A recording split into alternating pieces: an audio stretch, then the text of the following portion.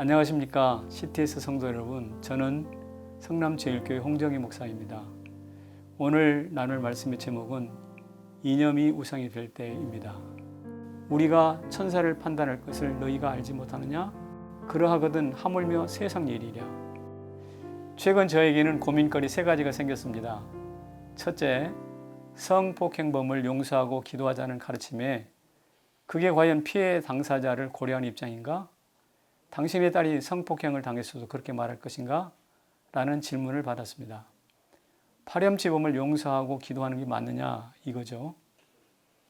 둘째, 교회 내 지도력을 갖춘 분들이 어느 목사는 빨갱이, 어느 목사는 애국자라고 주장하면서 스스럼없이 편가르기를 하는 것입니다.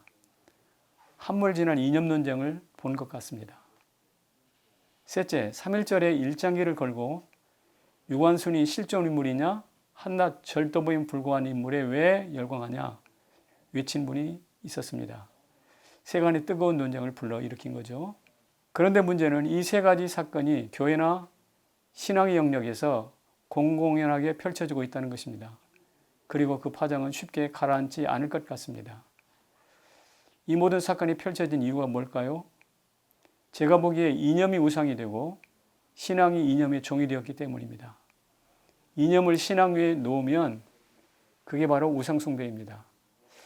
돌아보면 우리 곁을 지나간 이념들이 참 많거든요.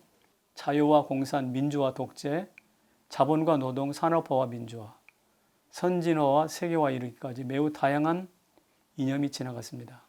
제가 믿기로 기독교 복음은 인류 역사 변치 않는 구원의 방편입니다. 최고의 가치입니다. 따라서 기독교는 득세하는 이념에 눈을 열어주고 명찰을 달아주는 안내자가 되어야 합니다.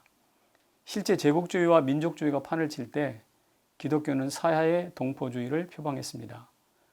그 논리적 근거에 입각해 유엔이 조직되었고 지구촌이란 집단의식도 생겼습니다. 누구도 거부할 수 없는 자유, 인권, 자본주의, 국민자치 등 이 모든 것이 기독교 품속에서 자라난 총화들입니다. 그런데 지금 기독교는 자신이 낳은 가치와 이념에 매몰되어 종노릇을 하고 있습니다. 앞서 말씀드린 3가지 사건들도 크게 다르지 않습니다. 성폭행범을 징벌하고 격리시키되 용서의 손을 내밀지 못한다면 기독교는 도덕률에 갇힌 사법기관과 다를 바가 없습니다. 가늠하다 현장에서 잡힌 여인을 용서한 예수님도 헛짓을 하신 거겠죠. 하지만 성경은 감옥을 만들지 않고 대신 십자가를 세웠음을 기억해야 합니다. 빨갱이와 애국자 논쟁도 충정은 이해하나 그 역시 프레임 전쟁입니다.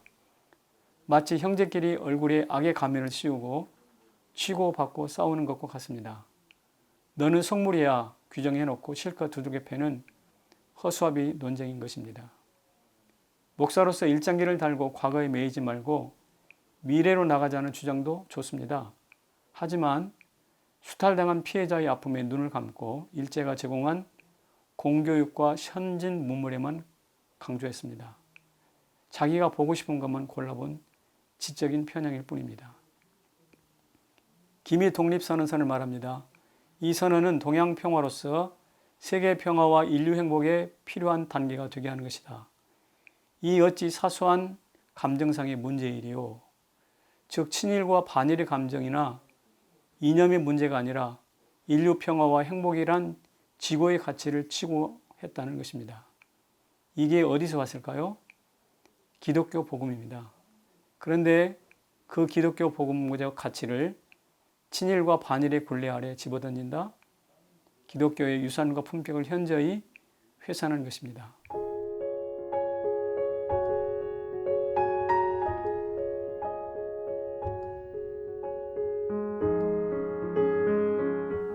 세상의 가치로 우리를 판단하지 맙시다. 성경적 가치로 세상을 판단합시다. 잠시 득세하다 사라질 이념과 복음을 바꾸지 맙시다. 다만 용서의 손과 사랑의 품을 내어줍시다. 왜냐하면 주님은 감옥이 아니라 십자가, 예루살렘이 아니라 새 예루살렘을 준비하셨기 때문입니다.